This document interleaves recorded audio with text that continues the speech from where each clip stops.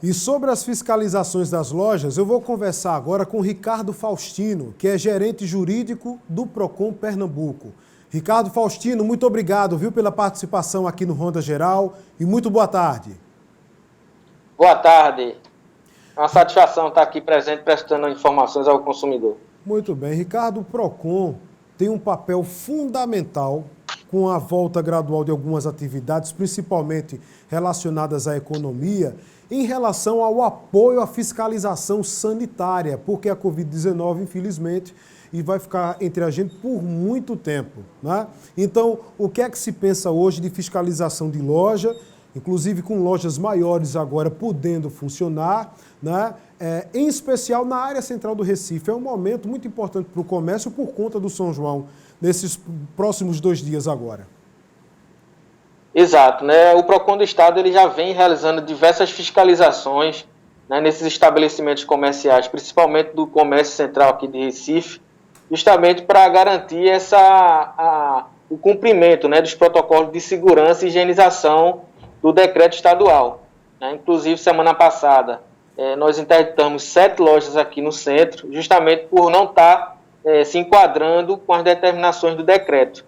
E durante essa semana, né, com a liberação aí, dos comércios, de modo geral, nós também estamos fazendo fiscalizações justamente para observar os itens, né, de segurança, limpeza, desinfecção do estabelecimento, né, quantidade de pessoas no interior.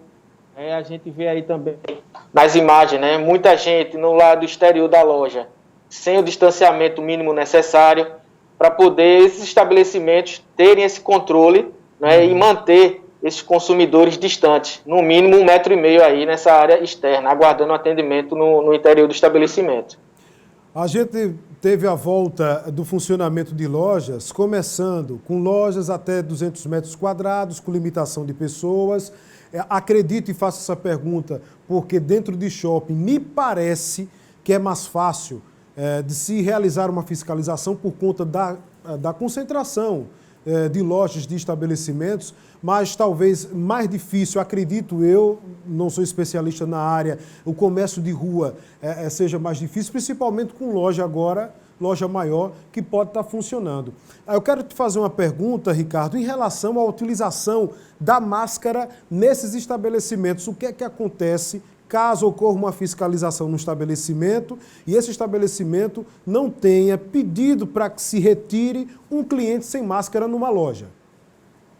Pronto, exatamente. O cliente ele só pode entrar no estabelecimento se tiver com máscara, né? Uhum. Tanto o cliente como os funcionários também. O estabelecimento ele tem que estar atento a essas questões, né, para poder não contaminar. E aí, sendo identificado por uma equipe de fiscalização que ou um cliente ou um funcionário esteja sem máscara, né, sem esses equipamentos de proteção individual, né, o estabelecimento é autuado, né, feito a orientação. E caso ele não cumpra, aquele estabelecimento fica sujeito à interdição. Justamente para garantir a segurança e a saúde daquelas pessoas.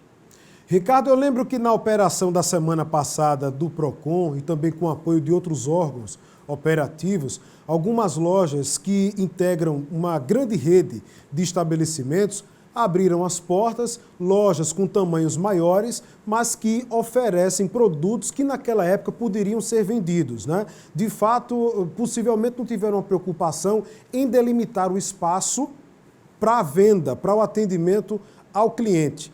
E a gente também tinha, nessa mesma época, e numa situação parecida, numa circunstância parecida, lojas, por exemplo, de material de construção, em que no mesmo mall, no mesmo corredor, além de material de construção, também se vendia outros equipamentos, como equipamentos eletrônicos. E também eletrodomésticos. E como é que foi para vocês fiscalizar e observar isso para o cumprimento dessas normas dentro do decreto do governo? Pois é, nesse caso aí existiu uma diferenciação, tá? Um estabelecimento, ele quando foi solicitada a documentação, foi identificado como comércio varejista como atividade principal. Ou seja, independente dele ter um corredor se utilizando de venda de alguns itens de material de construção, né?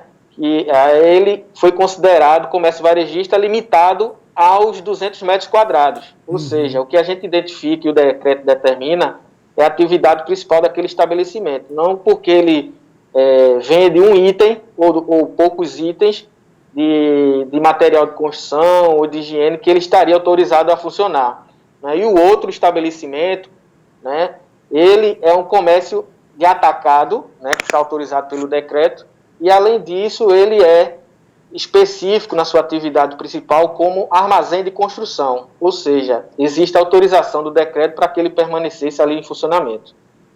Ricardo, eu queria que você falasse agora em relação ao comércio informal. A gente tem um grande número de pessoas, de trabalhadores informais, especialmente na área central do Recife.